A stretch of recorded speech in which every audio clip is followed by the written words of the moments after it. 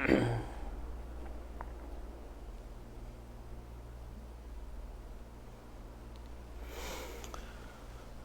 salli wa sallim ala sayyidina Muhammad. Astaghfirullah wa atubu ilaih. Astaghfirullah wa atubu ilaih.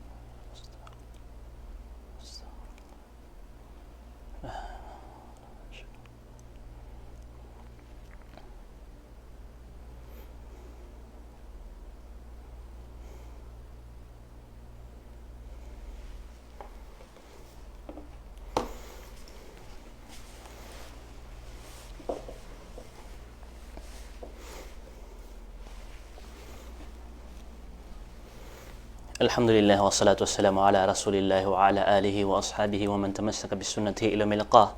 Amma ba'du. Assalamualaikum warahmatullahi wabarakatuh. Alhamdulillah at tayo nagpapasalamat kay Allah subhanahu wa ta'ala sa mga biyayang ibinibigay sa atin. Napakalaking biyaya na tayo'y naging kanyang alipin sa pananampalatayang Islam, na kung tutuusin naman is kaya ni Allah subhanahu wa ta'ala na maging Muslim ang lahat ng tao dito sa mundo. Pero subalit si Allah subhanahu wa ta'ala ay pinipili niya ang mga alipin na karapat dapat niyang maging alipin na sambahin si Allah subhanahu wa ta'ala. At pag ikaw ay naging isang Muslim, ito ay nangangahulugan na si Allah subhanahu wa ta'ala ay ibig niya sa iyo ang iyong magandang o di kay mabuti dito sa mundo at sa kabilang araw. Subhanallah. So mga kapatid sa pananampalatayang Islam, ako nga pala ang inyong kapatid sa pananampalatayang Islam, Ahmad Nur, at alhamdulillah nagpapasalamat din ako sa mga kapatid nating Fityanul Islam dito sa Manila sa pag-anya na sa akin dito sa page nila. Alhamdulillah, mashallah, tabarakallah. Nawa ay gabayan tayo ng Allah subhanahu wa ta'ala at mapulutan natin ng aral ang aral na ito o di kaya ang mga tatalakayin natin ngayon inshallah subhanahu wa ta'ala. So sa ngayon, sa panahon natin ngayon, subhanallah, napakaraming fitnah. Kung saan wala tayong takas, ligtas, na maliban na lamang sa mga mababanggit natin ngayon. Noong panahon ni Imam Ahmad rahmatullahi alayh, dumating sa kanyang isang binata. At sinabi niya kay Imam Ahmad rahmatullahi alayh, "Ya Imam, uridu zawaj." O Imam, gusto kong mag-asawa. Ang sagot ni Imam Ahmad rahmatullahi alayh, "Tazawwaj fa inna fi hadha al-'asri fitna." Mag-asawa ka na dahil katotohanan na sa panahon ngayon ay fitna. Kung ating pagmamasdan, panahon yun ng Imam Ahmad. So ang tagal na ng panahon ng Imam Ahmad, subhanallah. Ilang daan taon na ang lumipas yung panahon ni Imam Ahmad, pero sinabi pa rin niyang mag-asawa ka na dahil katotohanan na mayroong fitna sa panahon ngayon. Ano pa kaya ang panahon natin ngayon na ang daming fitna na subhanallah, labas, pasok ka sa bahay mo o di kaya saan ka man naroroon, nandoon ang fitnang sumusunod sa iyo. Subhanallah.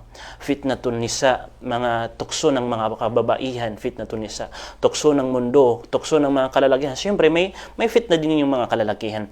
Fitna ng ating mga yaman, fitnatud dunya, tukso ng mundo. Subhanallah. Ang daming fitna. Fitnatu ahlul bid'ah, yung mga masasamang na idudulot na mga ahlul bid'ah. Maraming fitna ang nakapalibot sa atin ngayon.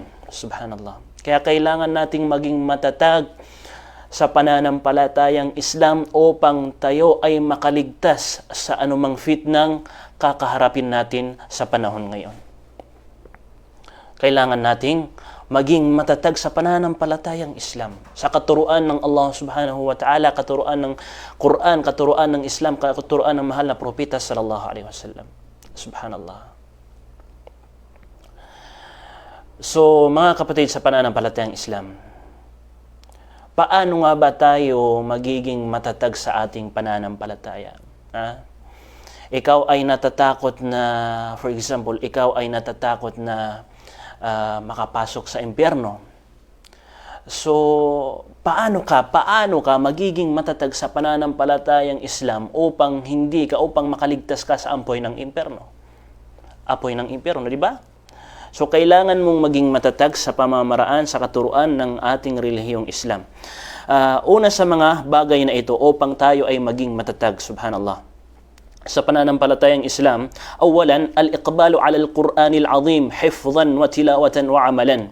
Ang bigyan natin ng oras, bigyan natin ng pansin, bigyan natin ng subhanallah, bigyan natin ng oras ang Quran, ang banal na Quran, bigyan natin ng banal na Quran, subhanallah. Hifdhan, pagsasaulo, wa tilawatan, pagbabasa, wa amalan, at pagsasagawa. Itong tatlong ito ang nagpapatibay ng iyong pananampalataya. Nagiging matatag ka pag ito ay ginawa mo. Magsaulo ng Quran, kung ikaw man ay busy, sapat na yung isang aya lang sa isang araw, subhanallah. Wa tilawatan, yung pagbabasa ng Quran. Kung hindi mo man kayang magsaulo ng Quran, subhanallah, dahil wala kang halaka, wala kang ustad, wala kang ganito na magmi-memorize ka sa kanya, isasaulo mo yung na-memorize mo sa Quran, so magbasa ka ng Quran. Nakakalungkot lang isipin na may mga Muslim talaga, subhanallah, may mga Muslim talaga na pag umakyat ka o di kaya bumisita ka sa kanilang bahay, makikita mo na lang ang Quran na nakatabi na lang doon sa gilid at may alikabok na. Ibig sabihin, wala nang nagbabasa sa kanila ng Quran. So, kailan ka magbabasa ng Quran? Magbabasa ka ng Quran pagka dumating na naman ng Ramadan? Magbabasa ka na naman ng Quran pagka may buwan na naman ng Ramadan. Paano kung hindi ka umabot sa buwan ng Ramadan? Karamihan talaga sa atin nagbabasa ng Quran sa buwan ng Ramadan lang, subhanallah. So, napakalaking mali ito. Kaya ka malungkot, kaya ka nagkakaproblema, kaya mabigat sa damdamin mo, kalooban mo ang lahat ng pagsubok sa iyo ni Allah subhanahu wa ta'ala dahil tinalikuran mo ang Quran. Wallahi al-azim, kung ikaw man ay nagbabasa ng Quran, kahit yung buong mundo pa ang magkaproblema, wallahi al-azim, hindi mararamdaman ng iyong puso ang bigat ng iyong problema dahil sa Quran na dala-dala ng iyong puso. Subhanallah. Kaya ikaw kapatid, mahal na kapatid, nakikinig ka ngayon, magbasa ka ng Quran. Magbigay ka ng oras sa Quran. Isang araw, 5 minutes, 10 minutes, sapat na yun, subhanallah. 5 minutes, hindi mo maibigay sa Quran. La hawla wala quwwata illa billah. 5 minutes lang. Ang 5 minutes na yun, makakabasa ka ng mga 2 pages. Subhanallah. Araw-arawin mo. Hindi yung babasa ka lang ng Quran pagdating ng Ramadan, babasa ka lang ng Quran pagka nagka-problema ka, babasa ka lang ng Quran pag may mga pagsubok sa iyo ang Allah subhanahu wa ta'ala. Panatiliin mo, patatagin mo ang iyong pananampalataya kay Allah subhanahu wa ta'ala sa pamamaraan na imimintin mo ang pagsasagawa ng kabutihan o di kaya pagbabasa ng Quran. Wa amalan, at pagsasagawa nito, pagsasagawa ng Quran. Kung ano man ang napapaloob dito sa Quran, kailangan, karapat-dapat, obligado na ating isagawa. Subhanallah. Obligado na ating isagawa. La hawla wala quwwata illa billah. Sinabi ni Allah subhanahu wa ta'ala na ang layunin sa pagpapahayag sa Quran هو التثبيت أو هي التثبيت أن الغاية التي من أجلها أنزل هذا القرآن مفرقا هي التثبيت. Ang layunin kung bakit ipinahayag ni Allah subhanahu wa ta'ala ang Quran na pakaunti-kaunti o di kaya yugto-yugto, paunti-unti ang pagpapahayag niya ng Quran, ang layunin dito ay upang maging panatag ang puso ng mga nananampalataya kay Allah subhanahu wa ta'ala. Sinabi ni Allah subhanahu wa ta'ala sa banal na Quran, وَقَالَ الَّذِينَ كَفَرُوا لَوْلَا نُزِّلَ عَلَيْهِ الْقُرْآنُ جُمْلَةً وَاحِدَةً كَذَلِكَ لِنُثَبِّتَ بِهِ فُؤَادَكَ وَرَتَّلْنَاهُ تَرْتِيلًا. At sinabi ng mga yaong di na naniniwala kay Allah subhanahu wa ta'ala, sa panahong yaon, nagtataka ang mga tao, nagtataka ang mga walang pananampalataya kay Allah subhanahu wa ta'ala. Bakit hindi na lang ipinahayag ng minsanan ang dakilang Quran kay Muhammad sallallahu alaihi wasallam tulad ng Taurah, Injil at saka Zabur? Bakit hindi naging ganon? Ang Taurah, Injil at saka Zabur ay mga aklat ito na ipinahayag ni Allah subhanahu wa ta'ala sa mga naunang sugo. Pero ang paraan ng pagpapahayag ni Allah subhanahu wa ta'ala sa mga aklat na ito ay isang bisis lang. Isang bisis niyang ipinahayag. Isang bisis niyang ipinahayag. Minsanan. Subhanallah. Pero ang Quran naiiba. Ang Quran naiiba. Ibinaba at ipinahayag din ni Allah subhanahu wa ta'ala sa mahal na propeta sallallahu alaihi wasallam, pero hindi isang bisis kundi maraming bisis, kundi paulit-ulit pa kaunti-kaunti niyang ipinahayag ang Quran. Bagkus umabot ng 23 taon. Subhanallah. Umabot ng 23 years ang pagpapahayag ng Quran upang maging linuthabbita bihi fuadak, upang patibayin ang iyong puso at upang maragdagan ang iyong kapanatagan, o Muhammad. So katulad din yan ng mga nananampalataya kay Allah subhanahu wa ta'ala. Subhanallah. Ito yung pinakamalaking layunin kung bakit naging pakaunti-kaunti ang pagpapahayag sa Quran upang maging matatag tayo, upang maging matibay ang ating pananampalataya kay Allah subhanahu wa ta'ala. Hindi tayo magulat, hindi tayo mabigla sa mga kautusan ni Allah subhanahu wa ta'ala. Subhanallah. So ito yung unang bagay, ito yung unang paraan upang tayo'y maging matatag sa pananampalatayang Islam. Pangalawa, al-imanu billahi wal amalus salih. Naghang. Al-imanu billahi wal amalus salih. Ang paniwalaan mo ang Allah subhanahu wa ta'ala at ang pagsasagawa ng kabutihan ay nagiging dahilan din ito upang ikaw ay magiging matatag, upang ikaw ay magiging matatag sa iyong pananampalatayang Islam. Qala ta'ala, yuthabbitu Allahu alladhina amanu bil qawli thabit fil hayati dunya wa fil akhirah wa yudhillu Allahu adh-dhalimin wa yaf'alu Allahu ma yasha.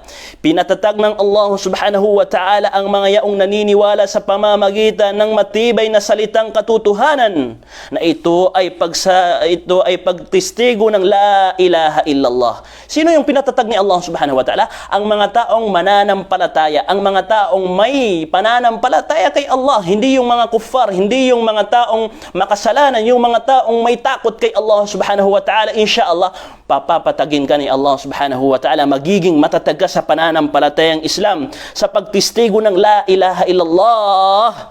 Walang sino man ang may karapatan at karapat dapat na sambahin kundi ang Allah subhanahu wa ta'ala.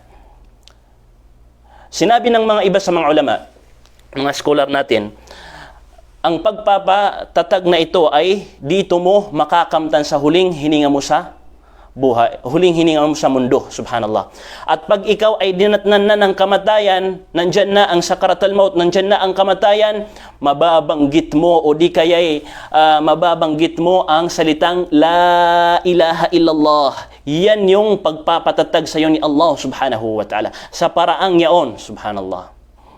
Kaya ikaw, kapatid, mahal na kapatid, ikaw ay nananampalataya kay Allah subhanahu wa ta'ala. Hindi ibig sabihin na ikaw ay nananampalataya kay Allah subhanahu wa ta'ala, hindi ka nagkakamali. Hindi, mali yan. Lahat tayo ay nagkakamali. Pero ang pinakamainam sa mga nagkakamali sa atin ay yaong nagbabalik loob kay Allah subhanahu wa ta'ala. Magkamali ka man ngayon, sabihin mong astagfirullah. Ikaw man ay magkasala ngayon, sabihin mong astagfirullah wa atubu ilayh. Sabihin mo yan dahil ang tao ay oras-oras, minuto, araw-araw nagkakamali ang tao. So kailangan nating magbalik loob agad kay Allah subhanahu wa ta'ala sa pamamagitan ng astagfirullah o di kay pagsasagawa ng kabutihan. Hindi ibig sabihin ng pananampalataya kay Allah subhanahu wa ta'ala yaong hindi ka na magkakaroon ng kasalanan, hindi mo na masusuway ang batas ng Islam, hindi ganon. Inna Allah yuhibbu tawabin, dahil ang ibig sabihin ni Allah subhanahu wa ta'ala, ang tawab na kanyang iniibig, kanyang minamahal, kanyang gustong mga alipin, yung mga tawab. Sino yung mga tawab? Yan yung mga taong pag nagkamali, nagbalik loob kay Allah subhanahu wa ta'ala. Pag nagkamali na naman, nagbalik loob na naman kay Allah subhanahu wa ta'ala. Pag nagkamali na naman, nagbalik loob na naman ulit kay Allah subhanahu wa ta'ala, hanggang sa datnan siya ng kamatayan na siya ay nagbalik loob kay Allah subhanahu wa ta'ala. Yan yung totoong mananampalataya kay Allah subhanahu wa ta'ala, dahil wala tayong ligtas sa kasalanan, wala tayong ligtas sa mga nagagawa nating kasalanan na hindi kaaya-aya, o di kaya hindi maganda sa paningin ng Allah subhanahu wa ta'ala. Wala tayong ligtas dyan dahil mga tao tayo, nagkakamali. Subhanallah. يثبت الله الذين آمنوا بالقول الثابت في الحياة الدنيا وفي الآخرة سبحان الله. At sa oras ng kanilang kamatayan, at sa oras ng kanilang kamatayan sa pamamagitan ng mabuting pagtatapos. Yan yung mabuting pagtatapos na nabanggit natin kanina, na pag ikaw ay nananampalataya kay Allah subhanahu wa ta'ala at gumagawa ng kabutihan, insyaAllah, pag ikaw ay dinatnan na ng kamatayan, magtatapos ang iyong buhay sa pamamagitan ng pagbigkas mo ng La ilaha illallah. Walang sino man ang karapat dapat na sambahin maliban kay Allah subhanahu wa ta'ala. Wa kana an-nabiy sallallahu alayhi wa sallam yudawimu 'ala al-a'mal as-salihah wa kana ahabbu al-'amal ilayhi adwamahu wa in qalla. So ang Nabi sallallahu alayhi wa sallam, siya ang modelo natin, di ba? Ang Nabi sallallahu alayhi wa sallam yudawimu 'ala al-a'mal as-salihah. Minimintin niya ang pagsasagawa ng kabutihan. Kahit anong uri ng kabutihan ang gusto mong i-maintain. Maraming uri ang kabutihan.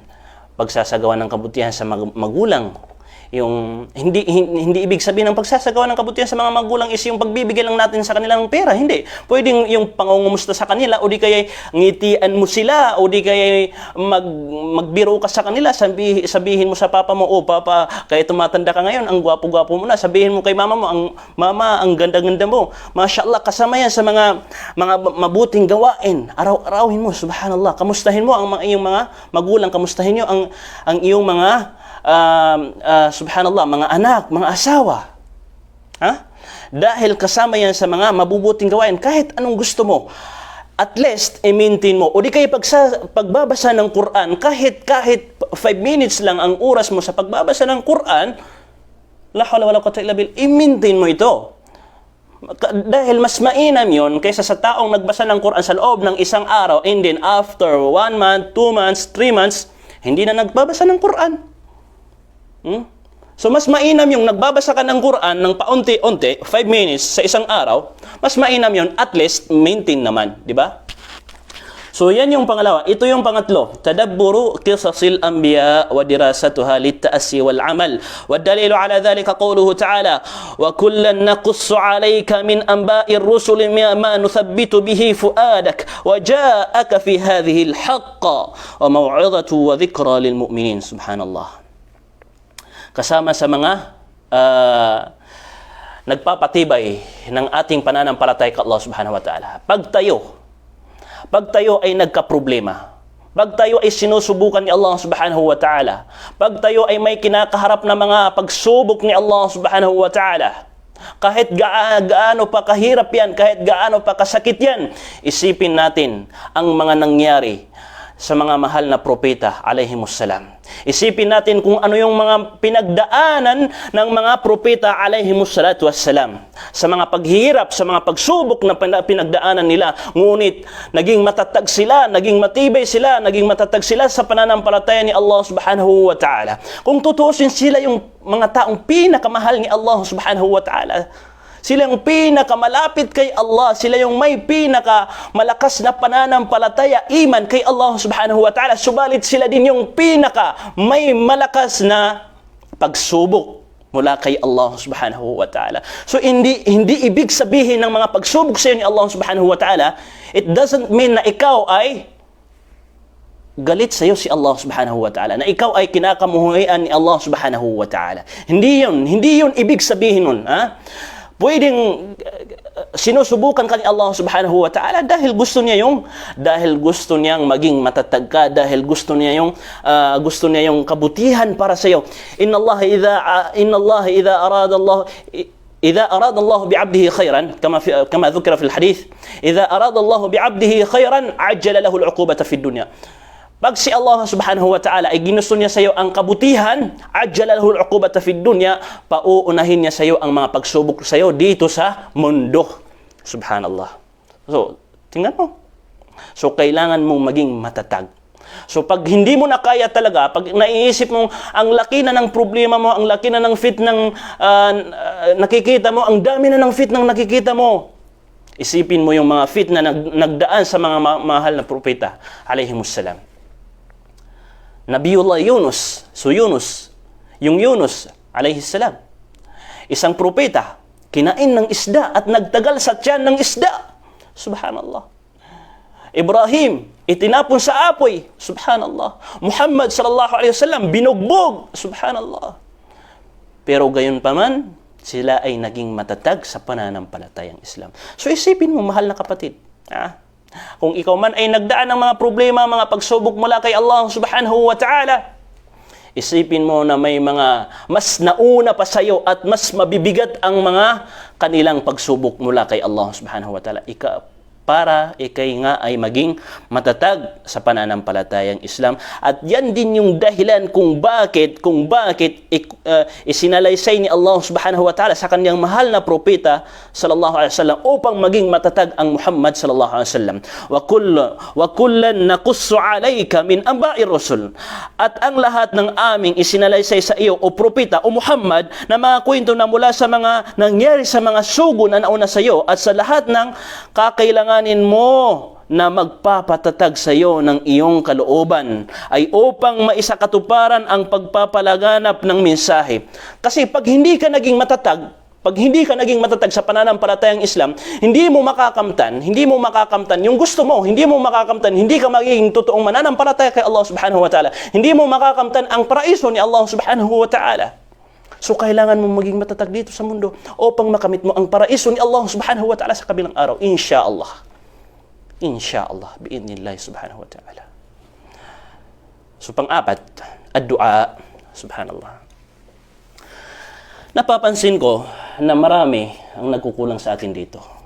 Ang pang-apat o pang-3 ay maging matatag sa pananampalatayang Islam ay ang pagdudua o di kaya ang panalangin natin kay Allah subhanahu wa ta'ala. Ang manalangin tayo kay Allah subhanahu wa ta'ala. Kung ikaw man ay nakakaramdam ng tukso sa mga babae, tukso sa mundo, tukso sa yaman, Ya Allah, iligtas mo ako mula sa tukso ng mga kababaihan, mula sa tukso ng social media, mula sa tukso ng kayamanan, Ya Allah, Ya Arhamar Rahimin.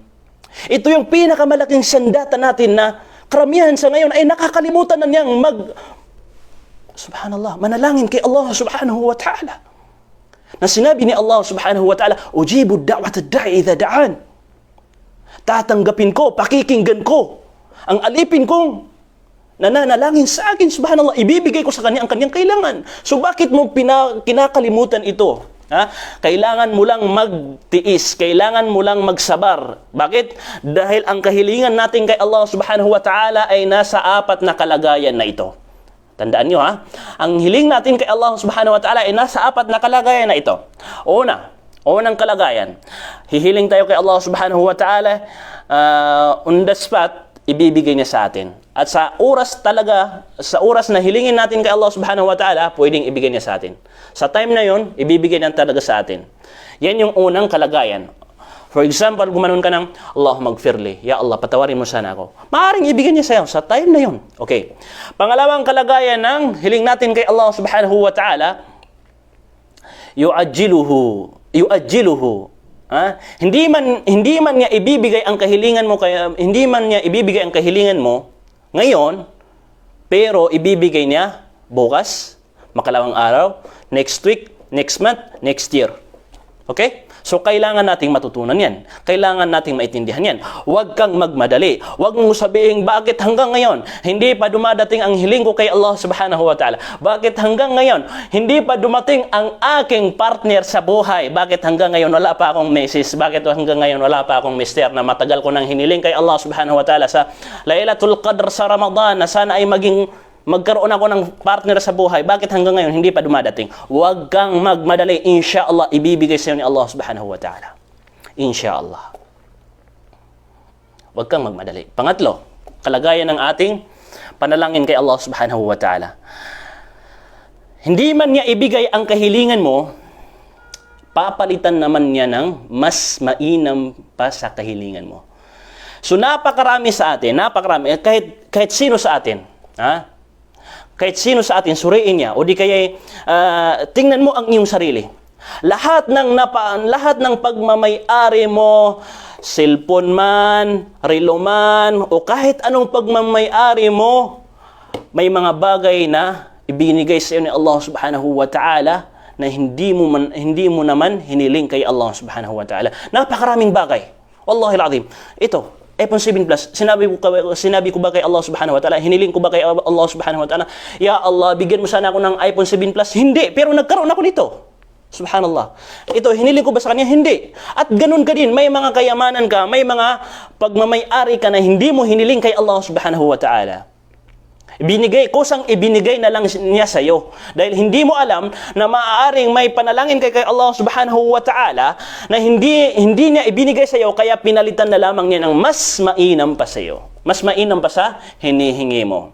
For example, ya Allah, bigyan mo sana ako ng laptop, biyayaan mo sana ako ng cellphone, biyayaan mo sana ako ng mga subhanallah, magagamit ko sa da'wa. Pero hindi ka biniyayaan ng cellphone, hindi ka biniyayaan ng laptop, bagkus biniyayaan ka ng mabuting asawa. Oh.